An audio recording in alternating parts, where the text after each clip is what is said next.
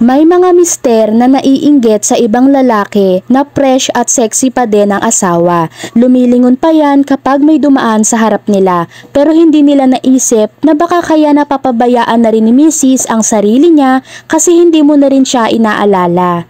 Hindi makapag-ayos si Mrs., bilhan mo ng make-up o bagong damit.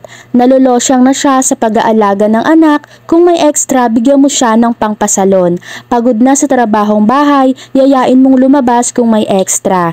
Tumataba na siya, bigyan mo siya ng oras mag-gym. Baka kasi kaya ganyan ang asawa mo, napapabayaan mo na siya.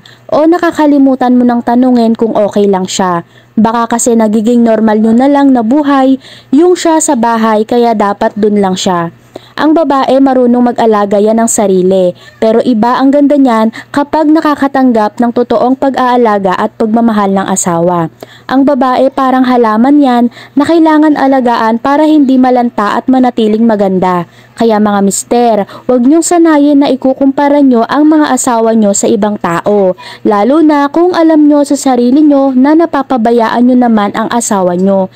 Hindi palaging about sa misis nyo ang pagbabago nila, dahil malaking epekto kung paano nyo sila itrato. Kaya sa mga mister na patuloy na inaalagaan at minamahal ang mga misis nila, saludo po ako sa inyo.